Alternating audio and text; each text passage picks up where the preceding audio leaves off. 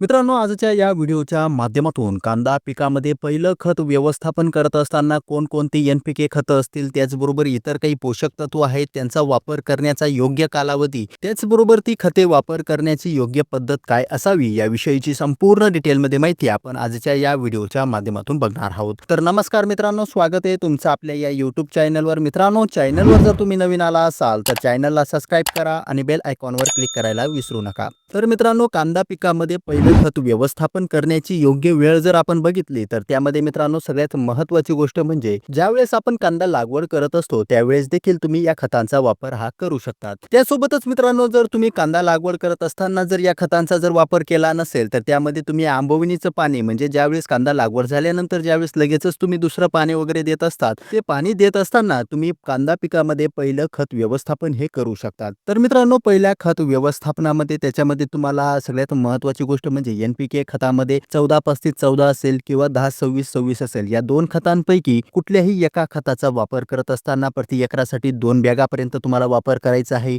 त्यासोबतच मित्रांनो, single super phosphate म्हणजेच दाणेदार एस-एस-पी जे येतो त्याचा देखील तुम्हाला याच्यामध्ये प्रति एकरासाठी 2 बॅग वापर करणं गरजेचं आहे. कारण की मित्रांनो, कांदा पिकामध्ये कॅल्शियम त्याचबरोबर सल्फरची जी कमतरता आहे ती पूर्ण करण्याचं काम सिंगल सुपर फॉस्फेट हे करत असतं. त्यामुळे मित्रांनो, तुम्हाला प्रति एकरामध्ये कमीत कमी 2 बॅगांपर्यंत सिंगल सुपर फॉस्फेटचा वापर करणं हे गरजेचं आहे. त्यामध्ये मित्रांनो, एन-पी-के खतामध्ये तुम्ही 14-35-14 असेल किंवा 10-26-26 असेल, तुम्हाला जे उपलब्ध होईल त्याचा तुम्ही याच्यामध्ये वापर करू शकतात.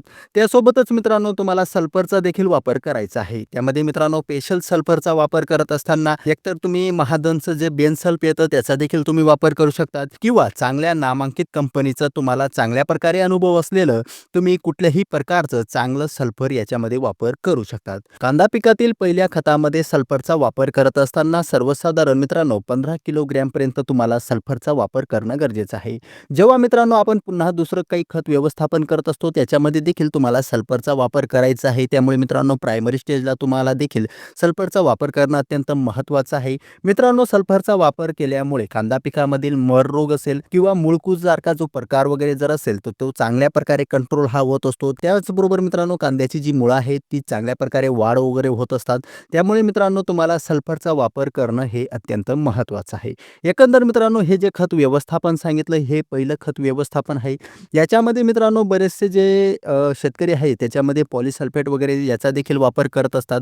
परंतु मित्रांनो, या वर्षीचा कांदा बाजार भावाचा जर आपण जो विचार केला किंवा लागवड जे आहे त्या लागवडीचा जर विचार केला तर जास्तीत जास्त भांडवल अडकवण्याचा प्रयत्न करू नका. कारण की मित्रांनो, येणाऱ्या काळामध्ये कांदा बाजारभाव जो आहे याचा कुठल्याही प्रकारचा व्यवस्थित भरोसा नाही. त्यामुळे मित्रांनो, कमीत कमी खर्चामध्ये जास्तीत जास्त उत्पादन कसं घेता येईल याकडे तुम्हाला लक्ष देणं गरजेचं आहे. एकंदर मित्रांनो, पहिल्या खत व्यवस्थापनामध्ये या खतांचा वापर करायचा आहे. जर मित्रांनो तुमचं पाणी गोड वगैरे असेल, नदी नाल्याचं पाणी असेल, पाईपलाईन वगैरे जर व्यवस्थित असेल तर अशा वेळेस तुम्हाला एन-पी-के खतांमध्ये 10-26 ऐवजी तुम्ही 18-46-0 या 2 बॅगांचा प्रति एकरासाठी देखील तुम्ही वापर करू शकतात.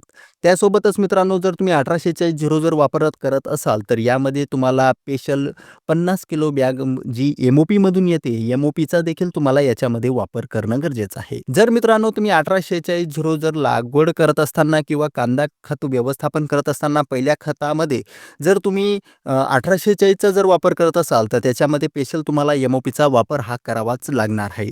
जर मित्रांनो तुमचं पाणी गोड असेल, क्षारयुक्त जर पाणी नसेल तरच तुम्ही 18-46-0 आणि एम-ओ-पीचा वापर करा. कारण की मित्रांनो, तुमचं पाणी जर खारट असेल किंवा पाण्याचा पीएच योग्य नसेल तर त्याच्यामध्ये एम-ओ-पी काहीच काम करत नाही. त्याच्यामध्ये तुम्हाला एस-ओ-पी द्यावं लागतं. एम-ओ-पीच्या तुलनेत एस-ओ-पी हे अत्यंत महाग खत आहे. त्यामुळे मित्रांनो, तुम्ही 10-26 किंवा 14-35 कडे जाऊ शकता. जर तुमचं पाणी गोड असेल किंवा पाणी चांगलं वगैरे जर असेल तर अशा वेळेस तुम्ही 18-46-0 आणि प्लस 50 किलोग्रॅम पर्यंत एम-ओ-पी एका बॅगचा तुम्हाला वापर करणं गरजेचं आहे. एकंदर मित्रांनो, त्यासोबतच तुम्हाला जर युरिया वगैरे जर वापर करायचा असेल पहिलं खत व्यवस्थापन करत असताना तर साधारणतः 25 ते 50 किलोग्रॅम पर्यंत तुम्ही युरियाचा वापर हा करू शकतात. मित्रांनो, यामध्ये कुठल्याही प्रकारची मायक्रो न्यूट्रनची वापर करण्याची गरज नाही. आपण येणाऱ्या दुसऱ्या खतामध्ये दुसऱ्या खत व्यवस्थापनामध्ये स्पेशल मायक्रो न्यूट्रनचा वापर आपण करणार आहोत. एकंदर मित्रांनो, हा व्हिडिओ जर तुम्हाला इन्फॉर्मेटिव्ह वाटला असेल तर चॅनलला सबस्क्राईब करा आणि बेल आयकॉनवर क्लिक करायला विसरू नका. मित्रांनो, या व्हिडिओबद्दल जर तुम्हाला काही शंका वगैरे असेल तर तुम्ही कमेंट बॉक्समध्ये 100% विचारू शकता. तुम्हाला उत्तर हे दिलं जाईल.